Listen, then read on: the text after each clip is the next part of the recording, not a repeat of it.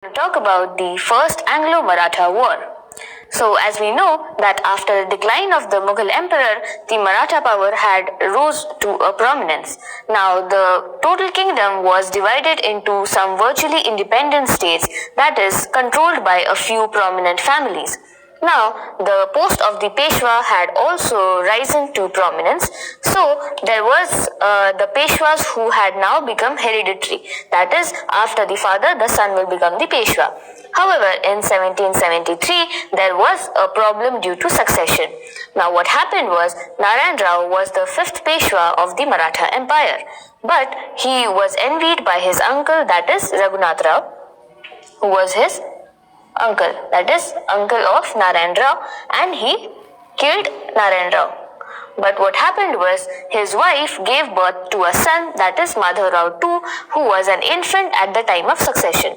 This led to a war within the family as to who will succeed Narayan Rao as a Peshwa. Now, Raghunath Rao had already killed Narayan Rao because he wanted to claim himself as the Peshwa. So, he had claimed himself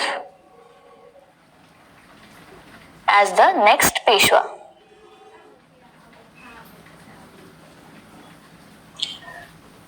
But according to the hereditary rules, it should have been Madhav Rao II, though he was an infant at that time.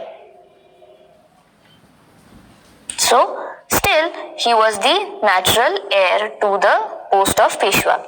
So, there emerged two factions within the community as to who will be the next one. So, one faction was supporting Madhav Rao II, though he was an infant and wanted to rule in his name, and there was a faction who was supporting Raghunath Rao. So, what Raghunath Rao did was, he took the help of British in supporting and protecting him from the faction that was supporting the other side. Now, British definitely wanted to interfere into Indian politics because they wanted to acquire more and more territory for their administration and revenue purposes. So, British saw a very good opportunity in this, and in return for the provinces of Salsette and Bassein, they decided to help Raghunath Rao in his fight for the throne. This led to the First Anglo-Maratha War, and Nana Fadnavis, who was the protector and someone who had united all the families inside the Maratha Empire, so the one who was to unite all Maratha chiefs was someone who was supporting Madhav Rao II.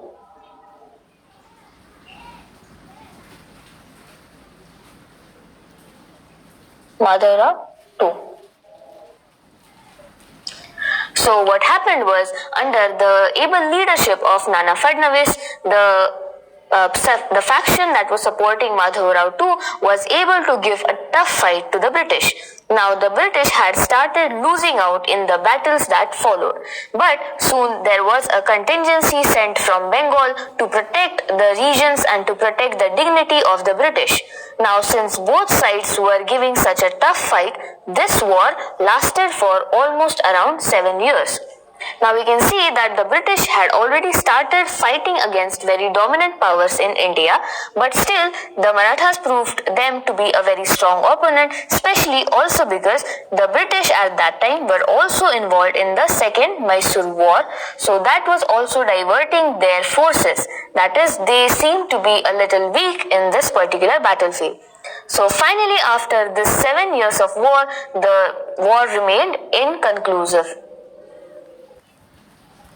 That is, there was no clear winner or loser in this particular war.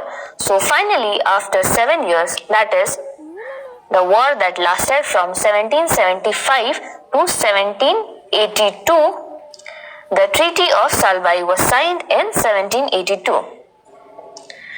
Now, this was a peace treaty, and the Raghunath Rao was now pensioned off, and the British recognized Madhav Rao II as the real Peshwa. So what did the British gain from this? Though they did not lose or gain a lot in the material terms, it decided now that the British were a significant power who should be cared for. Also, it led to 20 years peace for the British, so that now they could concentrate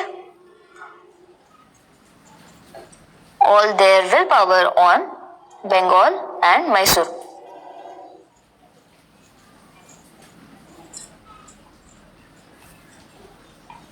So this summarizes the First Anglo-Maratha War, which was a series of subjugation of the very large empire in India.